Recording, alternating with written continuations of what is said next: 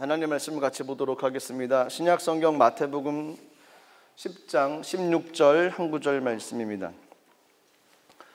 신약 성경 마태복음 10장 16절 한 구절입니다. 제가 가진 성경은 신약 15페이지에 있습니다. 마태복음 10장 16절 말씀 우리 한 목소리로 같이 우리 합독하도록 하겠습니다. 시작. 보라, 내가 너희를 보냄이 양을 이리 가운데로 보냄과 같도다. 그러므로 너희는 뱀같이 지혜롭고 비둘기같이 순결하라. 아멘. 기도하겠습니다. 하나님, 은혜를 감사드립니다. 코로나 시기를 지내고 있는 우리들에게 날마다 하나님 은혜 부어주시고 믿음으로 충만하게 하여 주시옵소서. 세상에서 너희가 환난을 당하나 담대하라. 내가 세상을 이겼다. 주님 말씀하셨습니다. 하나님 말씀 붙잡고 나가는 이 땅의 삶이 되게 하여 주시고 주님 품 안에서 평안을 누리고 힘을 얻게 하여 주옵소서. 하나님 나라와 민족을 축복해 주시고 하나님 몸된 제단 위에 하나님 기름 부어 주시고 그 은혜가 가정과 삶으로 이어지게 하여 주시옵소서. 하나님 기도하고 나가는 가정 가운데 성령의 은혜를 더하여 주시고 여러 가지 힘든 환경 속에서도 하나님 믿음으로 이겨나가는 귀한 은혜를 허락하여 주옵소서. 열매 맺게 하시고 풍성함이 임하게 하시고 반드시 하나님 살아계시면 증거되어지는 복된 삶 되게 하여 주옵소서. 간절히 원하기는 하나님 시간에 말씀을 나누길 원합니다. 기록된 말씀 가운데서 주님의 마음을 알기를 원하오니 성령이여 주님의 마음을 알고 깨닫게 하여 주시고 하나님 이 땅의 삶에서 우리가 어떤 삶으로 삶을 살아가야 되는지 그 주님의 마음을 알고로 말미암아 그 마음 붙잡고 삶을 살아가기에 부족함이 없도록 성령 하나님 인도하여 주시옵소서. 이 시간에 온전히 하나님 주관하시고 좌정하시고 성령의 은혜를 더하여 주옵소서. 감사드리며 예수님 이름으로 기도드리옵나이다. 아멘. 마태복음 10장 16절 말씀 가지고 지혜롭고 순결하라 라는 제목으로 같이 말씀을 나누도록 하겠습니다. 오늘에 있는 그 본문 가운데 뱀같이 지혜롭고 비둘기같이 순결하라, 늘 이해가 되지 않는 부분이 한 부분이 있습니다. 뱀같이 지혜로워라. 늘 풀리지 않은 숙제가 이 부분이었습니다. 뱀같이 지혜로워라. 비둘기같이 순결하라. 이해가 가는 부분입니다. 양을 이리 가운데 보는 것 같다. 그것도 이해가 갑니다. 뱀같이 지혜로워라. 뱀이 지혜롭습니까? 늘 그것이 의문이었습니다. 그래서 오늘 그 말씀을 좀 가지고 여기서 성경에서 이야기하는 의미가 무엇인지, 또 하나님께서 저희들에게 말씀하시는 것이 어떤 마음인지 좀 그 마음을 좀 같이 나누려고 합니다. 마태복음 10장에는 12제자를 뽑으셨던 기록이 나와 있는 부분입니다. 12명의 제자들, 그리고 그들에게 예수님께서 천국이 가까이 왔다라고 전하라고 했습니다. 제자들이 방방곡곡을 다니면서 하나님 나라를 선포했습니다. 그런데 오늘 16절에 보니까 복음을 증거하는 가운데 이제 어려움이 있을 것이다 라는 내용이 그 16절로부터 시작해서 10장 마지막까지 계속되어집니다. 복음을 전하는데 어려움이 있을 것이다. 그렇기 때문에 조심해야 된다. 이렇게 삶을 살아가야 된다라고 이야기하신 부분이 오늘 읽었던 16절 말씀입니다. 16절 말씀 제가 한번 다시 읽겠습니다.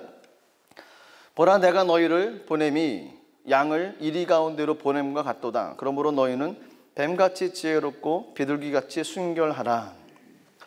제자들을 보냈습니다. 12제자들을 이곳저곳으로 주님께서 가라 하셨고 보내셨습니다. 근데 그 보냈던 모습이 양을 이리 가운데 보내는 심정이었다라는 겁니다. 양을 이리 가운데로 보내는 심정.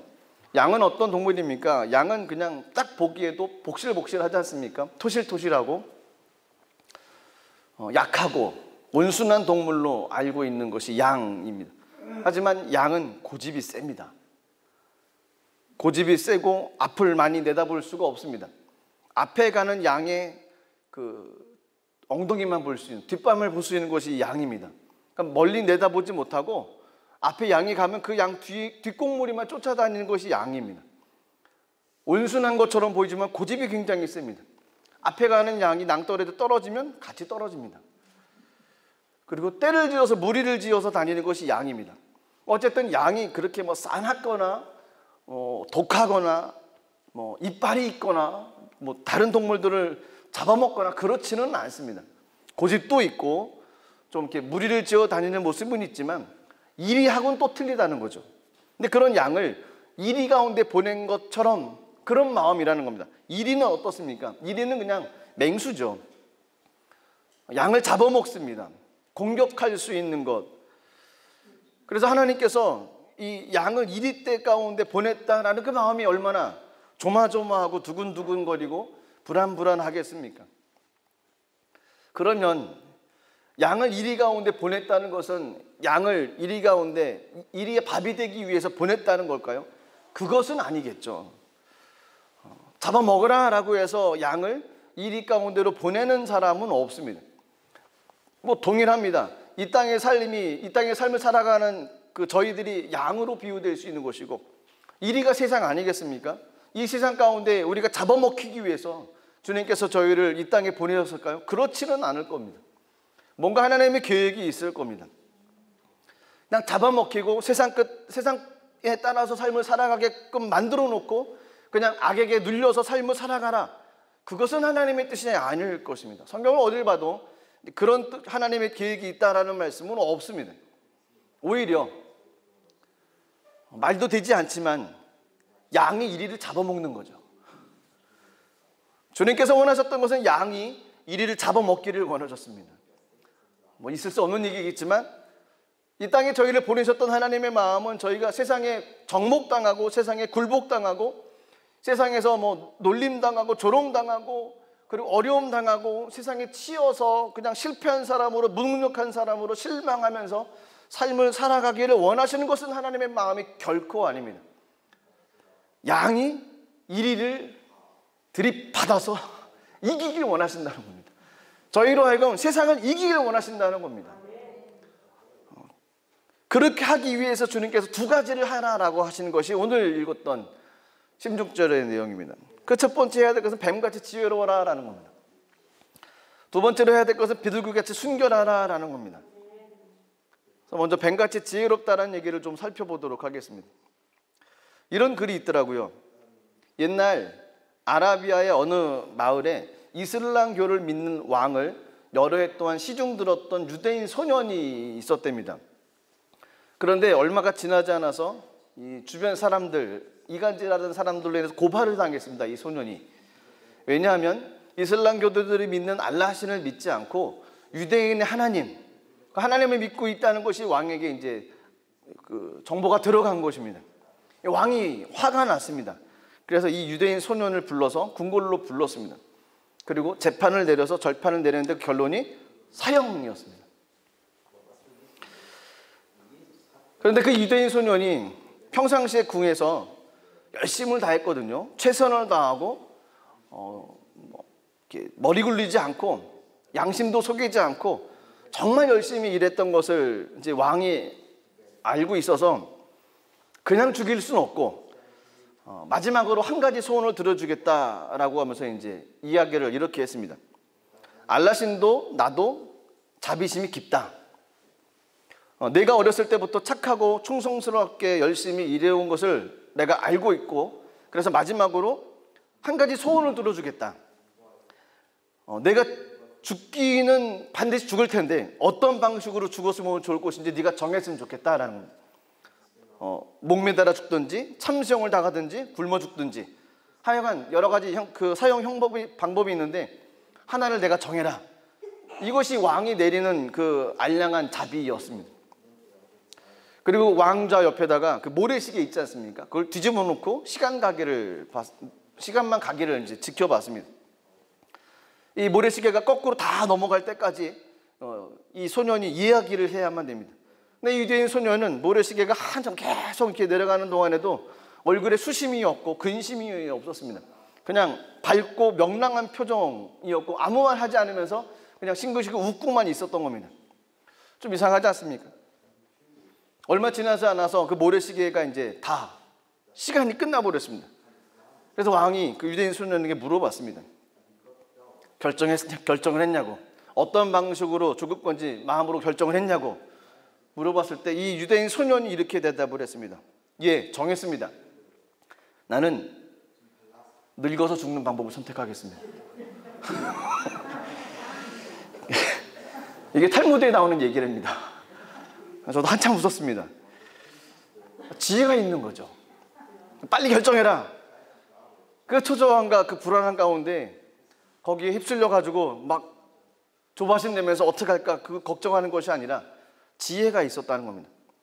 살아가다 보면 지혜가 참 중요한 것 같습니다.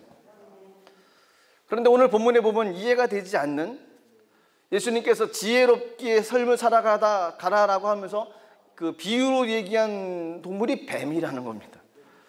그리스도인들에게서 생각나는 뱀의 이미지는 사단입니다.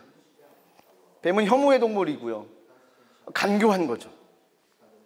창세기에 나오는 뱀, 아담과 하와로 인해서 범죄하게 만들었던 뱀, 간교함이었습니다. 이 뱀의 정체를 계시록에 보니까 이렇게 표현되어 있습니다. 계시록 20장 2절에 보니까 용을 잡으니 곧 옛뱀이요 마귀요 사단이라 잡아서 1000년 동안 결박하여. 옛뱀이요 마귀요 사단이라. 계시록 12장 9절에도 그렇습니다. 큰 용이 내쫓기니 옛뱀 곧 마귀라고도 하고 사단이라고도 하며 온 천하를 꿰는 자라. 그가 땅으로 내쫓기니 그의 사자들도 그와 함께 내쫓기니라. 좋은 표현은 성경에 없습니다. 뱀에 대한 얘기는 뭐 사단이요 마귀요, 유혹하는 사람이요, 온 천하를 꿰는 사람이요. 창세기에 아담과 하와를 깼던 그 뱀도 역시 이렇게 저희가 알고 있고, 또 그렇게 사람을 힘들게 하고 현혹시키고 하나님으로부터 시험 들게 만들어서 유혹하게 만들어서 주님께로부터 떨어지게 만드는 것이 사단이었습니다. 요한복음 8장 44절에도 이렇게 표현되어 있습니다. 너희는 너희 아비 마귀에게서 났으니 너희 아비의 욕심대로 너희도 행하고자 하느니라. 그는 처음부터 살인한 자요 진리가 그 속에 없으므로 진리에 서지 못하고 거짓을 말할 때마다 제 것으로 말하나니 이는 그가 거짓말쟁이요 거짓의 아비가 되었음이니라. 사단은, 뱀으로 비유된 것은 사단이었습니다. 사단은 늘 넘어뜨리고 또 하나님부터 멀게 하는 간교한 짐승으로 저희가 알고 있습니다. 또 아까 읽었던 요한복음에서는 또 그것이 세상의 지혜라고 또 얘기를 합니다. 예수님께서 제자들을 보내셨을 때 뱀같이 지혜로워라 라고 얘기하셨습니다. 뱀의 지혜를 가지라는 걸까요? 뱀의 지혜는 넘어뜨리는 거죠. 뱀의 지혜는 사람을 농락시키는 거고 사람을 하나님으로부터 멀게 만드는 것이 뱀의 모습입니다. 예수님께서 제자들에게 세상의 지혜를 가져라, 그리고 뱀의 지혜를 가져라 이렇게 당부하면서 그들을 보내셨을까요? 그건 절대로 아니죠. 분명히 그런 의미는 아닐 것입니다. 뱀 같은 그런 지혜로운 마음을 가져라 라는 의미일 것입니다. 하지만 그것이 쉽게 저희들에게 납득이 되지는 않습니다. 여기서 중요한 그 방법이 한 가지가 있습니다. 마태복음을 읽을 때는 유대인의 관점으로 읽어봐야 됩니다. 왜냐하면 마태복음이라는 책이 유대인을 대상으로 썼기 때문에 그렇습니다. 유대인의 관점을 갖지 않고서는 성경이 풀리지 않을 수도 있습니다. 이해가 되지 않을 수도 있습니다. 뱀같이 지혜로워라 라는 것도 유대인의 관점으로 바라보지 않으면 솔직히 납득하기가 쉽지 않습니다. 뱀같이 지혜로워라. 뱀이 어떻게 지혜롭습니까? 뱀은 간교한 겁니다. 근데 어떻게 그 모습을 닮아가라는 겁니까? 그래서 유대인의 관점으로 봐야 됩니다. 그래서 유대인의 관점을 좀 보도록 하겠습니다. 놀랍게 유대인들이 생각하는 뱀은 지혜라는 겁니다. 왜냐하면 보통 사람들, 보통 짐승들은 혀가 하나입니다. 근데 뱀은 갈라져 있죠. 그래서 그 당시 사람들은 혀라고 하는 신체 기관이 말을 잘할 수 있는 것이라고 생각을 했습니다. 그래서 혀가 하나 있는 것보다는 둘인 것이 더 말을 잘한다라는 거예요. 근데 여기서 또 한 가지 생각해야 될 것은 말은 잘한다는 것은 그만큼 지혜롭다라고 생각을 했다는 겁니다. 이것이 저희들하고 틀린 겁니다. 유대인들이 생각하기에는 혀가 갈라진 것이, 혀가 두 개가 된 것이 말을 잘하고 그것이 지혜롭다고 생각을 했다는 겁니다. 중동의 문화 가운데 보면 우리나라하고 좀 많이 틀린 게 있습니다. 한국 사람들은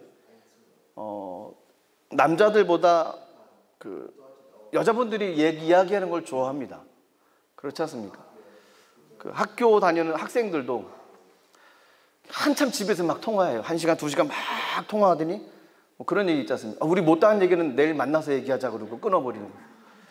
이해가 되지 않는 모습인데 중동 문화에서는 남자들이 그렇다는 겁니다. 남자들이 아침 일찍에 일찍 커피숍에 모이면 그렇게 이야기를 한답니다. 끊임없이 이야기를 하고 쉴 새 없이 하루 종일 이야기를 하는 것이 중동 문화에 있는 남자들이라는 겁니다. 무슨 주제가 쏟아져 나오는지 이야기가 끊어지지를 않습니다. 그리고 비슷한 거겠죠. 우리 내일 만나서 또 얘기하자고. 또 그들의 얘기를 잘 듣다 보면은 그들의 논리에 현혹이 되어지기도 하고 그들의 논리에 빠져들어서 그냥 그렇구나라고 생각하고 나가는 부분들도 많다는 겁니다. 그래서 그들 가운데 중동 문화 가운데서는 이야기하는 것을 굉장히 흥미롭고 재미있게 생각을 합니다. 그리고 또 그렇게 말을 잘하는 사람들이 인기 있는 사람이고요. 또 인기 있는 사람들이 말을 잘하고 하다 보니까 어떤 생각까지 가게 되어지냐면 말을 잘하는 사람은 지혜롭다라고 생각을 한다는 겁니다. 중동 문화가 그렇다는 겁니다. 학식이 많다는 것이 아니고 지혜롭다는 겁니다. 현명하다라고 생각을 한다는 겁니다. 비슷하지 않습니까? 유대인들의 관점 비슷합니다. 그래서 좀 찾아봐야 할 것이 있습니다. 그러면 성경에서 기록되어져 있는 그 단어, 지혜롭다는 단어가 어떤 방식으로 이렇게 사용이 되었는지를 보면은 성경의 의미를 좀 더 자세히 알 수가 있습니다. 먼저 이슈가 되어지는 부분은 창세기 3장에 나오는 뱀입니다. 뱀은 간교하다라고 되어 있습니다. 근데 그 간교하다라고 하는 히브리 언어가 아루브라고 하는 단어랍니다. 뱀은 간교하다. 그 간교하다는 단어 아루브. 그런데 그 단어가 다른 곳에서도 사용이 되었습니다. 다른 곳에서는 어떤 의미로 사용된지를 보면은 거기서 어떤 것을 좀 유추할 수가 있습니다. 그 단어가 사무엘상 23장 22절에도 사용이 됐습니다. 이렇게 말씀이 기록되어 있습니다. 어떤 사람이 내게 말하기를 그는 심히 지혜롭게 행동한다 하나니 너희는 가서 더 자세히 살펴서 그가 어디에 숨었으며 누가 거기서 그를 보았는지 알아보고. 여기 창세기 3장에서 뱀은 간교하다라고 하는 단어하고 비슷한 단어가 어디 있습니까? 없지요. 없습니다. 그런데 사무엘상 23장 22절에도 똑같은 단어가 사용이 되었습니다. 어떤 단어로 사용이 되었을까요? 지혜롭다는 단어로 사용되었습니다. 어떤 사람이 내게 말하기를 그는 심히 지혜롭게 행한다. 그 지혜롭다라는 단어가 아루브라고 하는 창세기 3장에서 뱀이 간교하다라고 표현됐던 단어하고 히브리 단어가 같다는 겁니다. 놀랍지 않습니까? 잠언에도 이런 부분들이 몇 번 반복이 되어집니다. 잠언 12장 16절에도 보면은 미련한 자는 당장 분노를 내거니와 슬기로운 자는 수욕을 찾느니라. 여기선 슬기롭다라는 단어, 아루브라고 하는 단어, 지혜롭다, 또 창세기 3장에서 기록되어져 있던 간교하다라는 단어하고 같은 단어라는 거예요. 그 잠언 13장 16절에도 그렇습니다. 무릇 슬기로운 자는 지식으로 행하거니와 미련한 자는 자기의 미련한 것으로 나타내느니라. 여기서 슬기롭다는 것도 아루브라는 단어입니다. 잠언 14장 8절도 그렇습니다. 슬기로운 자의 지혜는 자기의 길을 아는 것이라도 미련한 자의 어리석음은 자기를 속이는 것이니라. 슬기롭다, 슬기로운, 아루브라는 단어입니다. 좀 이상하지 않습니까? 창세기 3장에서는 그것을 간교하다라고 표현되어져 있고 나머지 부분 사무엘상이나 잠언에 보면 슬기롭다라는 단어로 표현되어 있습니다. 그리고 오늘 본문이었던 마태복음 10장 16절에 있는 단어도 그렇습니다. 보라 내가 너희를 보냄이 양을 이리 가운데 보냄과 같도다. 그러므로 너희는 뱀같이 지혜롭고, 히브리어 아루브라는 단어고요. 헬라어로는 프로니모스라고 하는 같은 의미의 단어입니다. 뱀같이 지혜롭고 간교한 것이 아니고 지혜롭다는 거였습니다. 그래서 이 단어들을 통해서 볼 수 있는 것은 지혜로운 것을 말하는 거였습니다. 이 단어는 근데 이것이 뱀에게 적용이 되었을 때만 이것이 간교하게 표현되어져 있던 거였습니다. 그러니까 뱀이라고 하는 이미지 때문에 사단이 뱀을 통해서 다른 사람을 꾀이고 넘어뜨리려고 하는 모습으로 사용하다 보니까 이것이 간교하다는 의미로 사용이 되어져 있지, 이것은 지혜롭다는 단어였습니다. 그래서 한마디로 얘기를 하면 유대인들의 개념에 있어서는 뱀이 지혜로운 동물이었습니다. 그 이야기는 말을 잘하는 지혜로운 동물로 그들이 알고 있었다는 겁니다. 신약시대에 넘어오면 이런 표현들이 또 있습니다. 마태복음 3장 7절인데요. 이렇게 되어 있습니다. 요한이 많은 바리새인들과 사두개인들이 세례 베풀어 오는 것을 보고 이르되 독사의 자식들아 누가 너희를 가르쳐 임박한 진노를 피하라 하더냐. 독사의 자식들아라는 뱀을 관한 이야기가 또 나와 있습니다. 또 마태복음 23장 33절에도 그렇습니다. 뱀들아 독사의 새끼들아 너희가 어떻게 지옥의 판결을 피하겠느냐. 이 독사의 자식들아라고 하는 표현을 누구를 보고 한 얘기가 있습니까? 바리새인과 사두개인들을 보고 이야기를 했습니다. 그 당시 바리새인들과 사두개인들의 위치가 어떤 위치였는지를 좀 봐야 됩니다. 유대 사회에서 랍비라고 하는 직업을 가지고 있는 사람들이 있었습니다. 랍비들은 토라의 원칙에 의해서, 그러니까 율법의 원칙에 의해서 삶을 살아갈 수 있도록 사람들에게 조언도 해주고 가르치는 사람들입니다. 말씀대로 삶을 살아갈 수 있도록 가르치는 직업, 그것이 랍비들의 모습이었습니다. 그러니까 사람들의 인생 가운데 하나님의 기준에 맞춰서, 율법에 맞춰서 삶을 살아갈 수 있게 만드는 사람들, 그 랍비들이나 바리새인들이나 서기관들 모습도 비슷비슷했다는 겁니다. 그런데 세례 요한을 비롯한 예수님께서는 이 바리새인들과 서기관들을 비판하면서 그들에게 이 뱀들아, 이 독사의 자식들아라고 표현을 했던 거였습니다. 그것을 보면은 그들이 하는 모습이 그 가운데 좀 보여지는 것을 좀 유추를 할 수 있습니다. 이런 것입니다. 서기관들과 바리새인들, 율법을 가르치고 그 토라를 설명해 주는 사람들입니다. 그런데 그들이 스스롭게 지혜롭게 생각하는 사람들이고 말을 잘하는 사람들이었다는 겁니다. 그런데 그들이 하는 이야기를 예수님이나 세례 요한의 입장에서 볼 때는 율법으로 인해서 사람들의 생명을 살리고 사람들로 하여금 하나님의 말씀으로 쫓아갈 수 있도록 인도해 주는 것이 아니라 그들의 멸망으로 이끄는 모습으로 갖게 만들었다는 겁니다. 그러니까 그들이, 바리새인들과 서기관들이 가르쳤던 그 내용들이 생명을 살리는 쪽으로 가지 못하고 그 사람들의 멸망과 파멸로 갈 수 있게 만들었다는 겁니다. 그래서 예수님이 지적을 했던 것이 이 독사의 자식들아라고 얘기를 했던 것입니다. 말을 잘해서 지혜롭게 보이긴 하지만 그 말 속에는 생명이 아니고 독이 있었다는 겁니다. 바리새인들과 서기관들, 말 잘하는 사람들, 지혜롭다라고 생각하는 사람들, 그들이 했던 얘기도 역시 동일하게 이야기는 했지만 그 이야기는 에덴 동산에서 있었던 뱀과 같은 모습으로 독이 있었다는 겁니다. 잘못된 길로 가게 만들었다는 것입니다. 시편 140편 3절에 보니까 이렇게 말씀되어 있습니다. 뱀같이 그 혀로 날카롭게 하니 그 입술 아래에는 독사의 독이 있나이다. 예수님께서 제자들을 여러 고을로 보내십니다.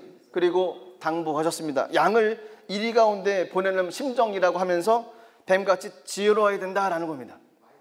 이 이야기는 어떤 의미로 한마디로 정할 수 있겠습니까? 뱀같이 지혜로워라. 유대인의 관점에서 볼 때는 이 말은 이렇게 표현할 수 있습니다. 한마디로 지혜롭게 말을 해라. 지혜롭게 말을 해야 된다는 겁니다. 바리새인들과 서기관들, 율법, 토라를 인용을 해서 지혜롭게 말을 했지만 오히려 그것은 죽이는 독과 같은 모습이 있었습니다. 제자들에게는 그렇게 당부하는 것이 아니었습니다. 예수님께 제자들에게 뱀같이 지혜로워라, 그것은 말씀을 가지고 나갔을 때 그들의 생명을 담아서 영혼을 살려야 된다는 거였습니다. 죽이는 독이 아니라 살리는 말씀으로 그들이 삶을 살아가야 된다는 겁니다. 그래서 뱀같이 지혜로워라, 말을 잘해야 된다, 생명이 있는 말을 해야 된다라는 겁니다. 그렇습니다. 저희들이 이 땅의 삶을 살아가는 동안에 말을 잘해야 됩니다. 지혜로운 말을 해야만 됩니다. 그렇다면 이 세상 가운데도 지혜로운 말은 어떤 말일까요? 오늘 마태복음 10장 후반절 16절 뒤에 나오는 내용을 통해서 보면 그 지혜로운 이야기는 내 얘기가 아니라 하나님 이야기라는 겁니다. 내 이야기를 하는 것이 아니라 하나님의 은혜를 경험한 것을 이야기를 하는 것입니다. 지혜롭다고 생각되어서 내가 알고 있는 지식과 내가 알고 있는 경험을 가지고 얘기하는 것, 이것이 지혜로운 것이 아니라는 겁니다. 내가 생각나는 건 이야기한다고 그거 지혜로운 것이 아니라는 겁니다. 하나님 나라를 이야기를 해야 되고, 하나님 은혜를 이야기를 해야 되고, 하나님의 부어주신 은혜를 이야기를 해야 된다는 것입니다. 그래서 저희들이 사람들 만나서 이야기를 할 때 내 얘기가 아니라 하나님 이야기를 하는 거죠. 하나님께서 은혜 주셨던 그 이야기를, 은혜를 나누는 겁니다. 그 이야기를 하라는 겁니다. 제자들로 하여금 그 이야기를 하라는 겁니다. 은혜 받은 이야기, 하나님께서 주셨던 은혜를 누리는 이야기, 하나님 나라가 임한다는 이야기, 영광스러운 이야기, 축복받은 이야기, 살아계신 하나님의 이야기, 그 이야기를 하라는 겁니다. 그것이 뱀같이 지혜로워라는 이야기라는 겁니다. 근데 그 이야기는 내 스스로 만들어낼 수가 없습니다. 그 이야기는 성령님께서 주셔야지만이 가능합니다. 하나님을 만난 사건을 통해서 얻을 수 있는 이야기가 바로 그 이야기라는 겁니다. 하나님을 경험하지 못하고서는, 하나님의 말씀으로 만나지 못하고서는 그 이야기는 내 얘기밖에 나가지 않았습니다. 하지만 하나님을 경험한 사람에게는 하나님 이야기가 나갈 것입니다. 성령님께서 내게 은혜를 부어주시는 그 은혜가 나간다는 것이죠. 그렇습니다. 제자들에게 주님께 당부하셨던 것은 그거였습니다. 세상에 가서 만약에 베드로라고 하면 베드로 자신의 이야기를 하는 것이 아니고요, 베드로가 만난 하나님을 이야기하기를 원했던 거였습니다. 그것이 뱀같이 지혜로워라는 겁니다. 좋은 이야기 하라는 겁니다. 은혜로운 이야기 하라는 겁니다. 하나님 이야기 하라는 것이었습니다. 제자들에게 줬던 당부가 바로 이것입니다. 그 당부는 이 땅의 삶을 살아가는 그리스도인에게 주시는 당부하고 동일하지 않겠습니까? 저희가 많은 사람들 만날 때 무슨 얘기를 하겠습니까? 내 자랑하겠습니까? 한계가 있지 않습니까? 자랑할 게 얼마나 많습니까? 자랑할 거 없습니다. 그냥 주님 자랑하면 그것으로 충분합니다. 하나님 은혜 주셨던 거 이야기하면 그것으로 충분한 것입니다. 그래서 마태복음 10장 19절 20절에 보면은 16절 이후에 어려움은 계속 당하지만, 힘들고 고난도 당하지만 이런 이야기가 있다라고 마태복음 10장 19절 20절에 말씀하셨습니다. 말씀이 이렇게 되어 있습니다. 너희를 넘겨줄 때 어떻게 또는 무엇을 말할까 염려하지 말라. 그때 너희에게 할 말을 주시리니 말하는 이가 너희가 아니라 너희 속에서 말씀하시는 이 곧 너희 아버지의 성령이시니라. 제자들에게 뱀같이 지혜로워라. 그 이야기는 결국 하나님 이야기하라는 겁니다. 그들 이야기하지 말라는 겁니다. 그러면 이리 가운데 양을 보냈지만 하나님께서는 양이 이리를 이기고도 남을 수 있게 만들어 주신다는 거죠. 그렇습니다. 저희들이 해야 될 것이 바로 그것입니다. 하나님 은혜 경험하고 하나님 자랑하며 나가는 삶을 살아가야 됩니다. 두 번째로 제자들에게 당부하셨던 것은 비둘기같이 순결하라는 겁니다. 비둘기같이 순결하라. 비둘기는 온유한 성품, 순결, 순종, 또 성령을 상징하기도 하고 많은 것을 상징하지 않습니까? 원어적 의미를 봐도 순결함이라는 것은 섞이지 않는다, 또 죄가 없다, 단순하다, 순진하다, 이런 것으로 의미가 있다고 합니다. 그래서 불의와 섞이지 않는 것, 세상과 타협하지 않는 것을 의미를 하고요, 세상의 더러움과 섞이지 않는 것, 순수한 성품을 의미하기도 하고요, 세상적인 잔꾀를 부리지 않고 단순하게 주님을 바라보는 것, 순결하다, 이 원어의 의미로서 바라볼 수가 있습니다. 그냥 주님 바라보며 믿음으로 가는 거죠. 요령 피지 않고 하나님 열심히 섬기며 나간다는 겁니다. 근데 어떤 분들은 그런 분들이 있지 않습니까? 믿음 생활을 하다 보면 너무 열심을 내지 말아라, 너무 깊이 빠져들어가지 말아라. 어떻게 보면 좋은 쪽의 의미일 수도 있겠지만 하나님의 관점에서 볼 때는 주님은 한 길을 가기를 원하신다는 겁니다. 그래서 열왕기상 18장 21절에 보면 이렇게 얘기를 하셨습니다. 엘리야가 모든 백성에게 가까이 나아가 이르되 너희가 어느 때까지 둘 사이에서 머뭇하려느냐.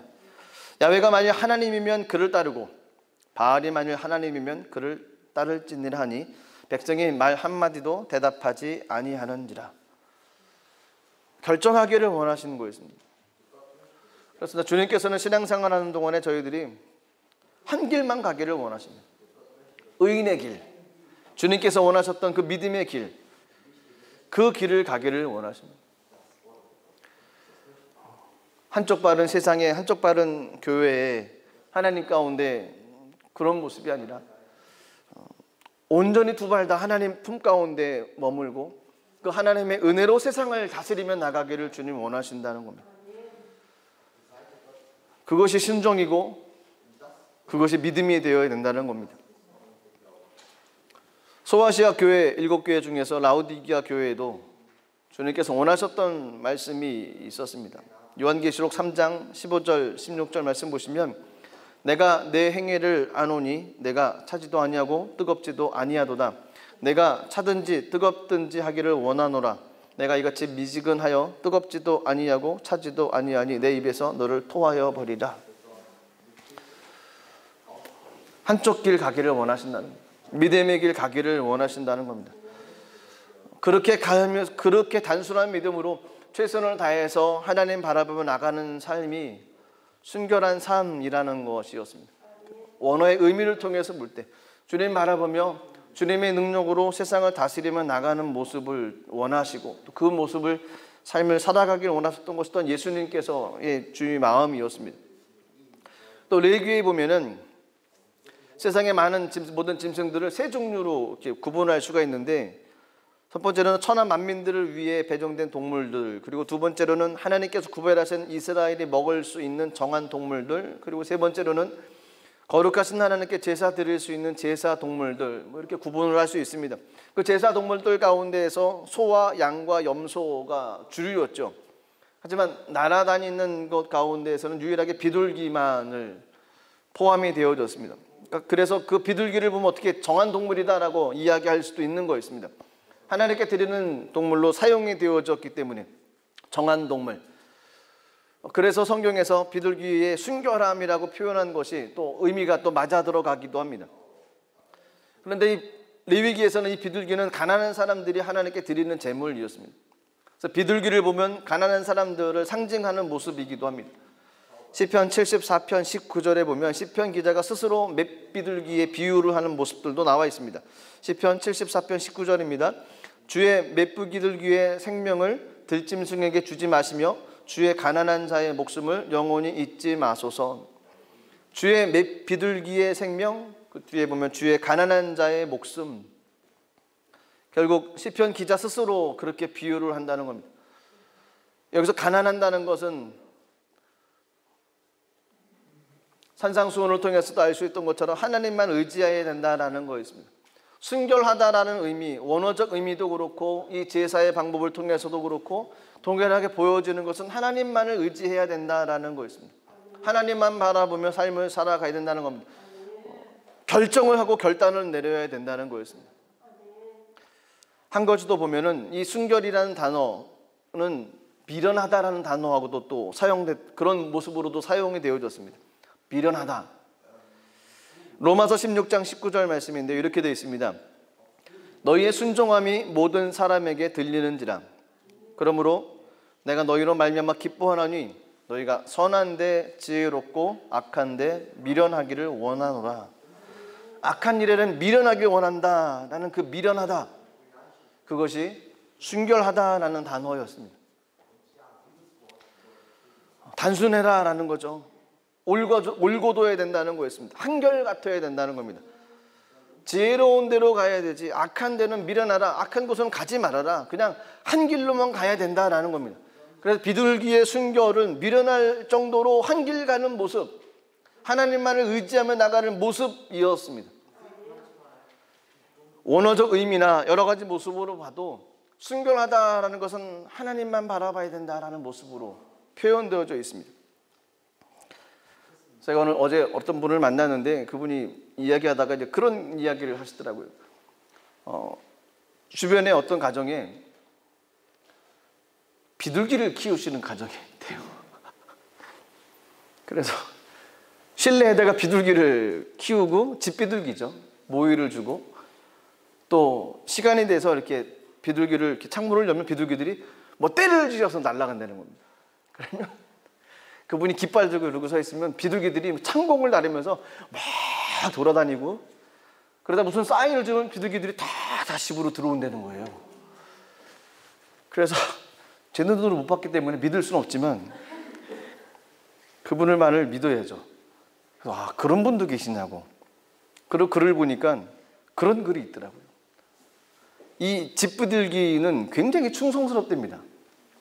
그래서 옛날에 편지나 그 전화가 발달하지 않았을 때 이 집비둘기를 훈련을 시켜서 편지를 전달하는 도구로 사용을 했다는 겁니다.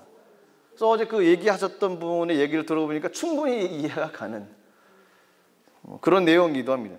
많은 비둘기들이 몰려다니지만 집을 잘 찾아간대요. 절대로 이렇게 돌다가 도망가는 비둘기가 없다는 거죠. 그런 거로 봐서는 주인의 마음에 충성한다는 거죠. 그래서 비둘기처럼 순결하라는 단어를 이렇게도 볼 수가 있습니다.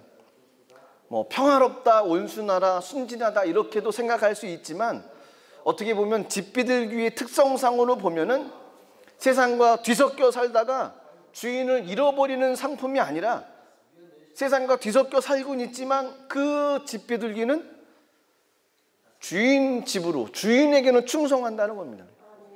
오직 비둘기처럼 주님 한 분에게만 충성해야 된다라는 의미로 이 비둘기처럼 순결하다는 의미를 해석을 할 수가 있습니다. 그렇게 따져보면 여기서 순결이라는 것은 도덕적인 순결이 아니라 영적인 순결일 수도 있는 거죠. 하나님 원하시는 믿음은 하나님께만 충성하는 믿음입니다. 하나님께만 충성하는 믿음. 그 믿음, 순결하라, 이것은 섞이지 않는 것, 충성하는 것, 주님만 믿음으로 바라보는 것, 모든 내용들의 모습이 비둘기처럼 순결하라는 것은 주님만 바라봐야 된다라는 거였습니다. 예수님께서 12명의 제자를 뽑으셨습니다.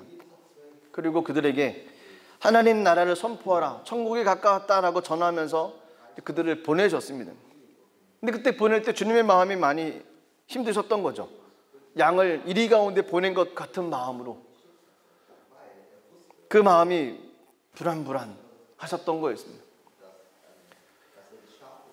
마태복음 10장 16절 이하의 내용을 보면 그런 내용들입니다.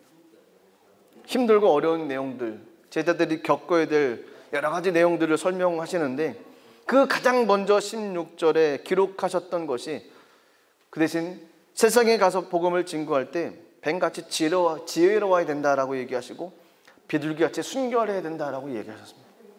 왜 이 얘기를 두 가지 이야기를 하셨을까요? 뱀같이 지혜롭다는 얘기는 아까 말씀드렸던 것처럼 이야기를 잘 해야 된다는, 말을 잘 해야 된다는 겁니다. 그 이야기는 제자들의 이야기가 아니라 하나님의 이야기였습니다. 하늘나라에 관한 이야기였습니다. 주님 주신 은혜에 관한 이야기였습니다. 또한 비둘기같이 순결하라는 것은 오직 주님께로만 충성해야 된다는 겁니다. 오직 주님만 바라보며 삶을 살아가야 된다는 겁니다. 세상에 힘들고 어려움이 많이 오지만 그러다 보면 주님 바라보는 믿음이 흐려질 수도 있다는 거죠. 주님께로 나갔던 그 발걸음이 멈춰질 수도 있다는 겁니다. 섞이지 말고 집 비둘기처럼 주님께 충성하는 믿음, 영적인 순결을 지키며 나가는 믿음, 제자의 삶을 살아가는 동안에 이것을 지켜야 된다라고 이야기하시면서 주님께서 12명의 제자들을 보내셨습니다. 그렇습니다. 저희들을 이 땅에 보내신 주님의 마음도 이것입니다. 지혜로워야 됩니다. 그리고 순결해야만 됩니다. 그 모습으로 이 땅의 삶을 살아가는 저와 여러분들의 되기를 주님의 이름으로 축복합니다. 기도하겠습니다. 하나님, 12명의 제자들을 택하시고 그들을 보내시면서 주께서 당부하셨던 내용은 뱀같이 지혜롭고 비둘기같이 순결하는 거였습니다. 하나님, 이 땅의 삶을 살아가는 저희들 그 은혜를 누리며 나가게 하여 주옵소서. 내 이야기만 하고 나의 삶만 나타내는 것이 아니라 내게 주셨던 하나님의 은혜를 간증하고 하나님의 나라를 이야기하고 하나님에 관한 말을 하는 귀한 삶이 되게 하시고, 세상에 섞여 살고 있지만 믿음 흔들리지 않고 주님 의지하고 나갈 수 있는 하나님의 삶이 되게 하여 주시옵소서. 지혜롭게 하시고 순결하게 하여 주옵소서. 감사드리며 예수님 이름으로 기도드리옵나이다. 아멘. 우리 말씀을 생각하면서 잠시 한번 기도하겠습니다. 우리들의 삶을 살아가는 방향이 정해져야만 됩니다. 주님께서 오늘 마태복음 10장 16절에서는 그 방향을 지혜와 순결이라고 말씀하셨습니다. 하나님 나라에 관한 이야기, 주님 바라보며 나가는 삶. 그렇습니다. 코로나로 힘들고 여러 가지 환경 가운데 힘든 이 땅의 삶이지만 은혜를 구하며 나가야 되며 주님 바라보며 나가야 됩니다. 내 삶을 자랑하는 것 한계가 있습니다. 넘어질 수 있습니다. 주님 자랑하면 주님 채워주실 것입니다. 우리 그런 삶으로 삶을 살아갈 수 있게 달라고 이 시간 기도하시고, 또 몸된 제단에 하나님의 은혜를 구하며 나가는 가정들 삶이 있습니다. 치료의 권능을 베풀어 주시고 또 가정의 은혜를 베풀어 주시고 삶으로 채워주신 주님의 은혜가 넘칠 수 있게 달라고 우리 다 같이 이 모든 기도 제목을 가지고 통성으로 같이 한번 기도하겠습니다. 살아계신 하나님 은혜를 구하고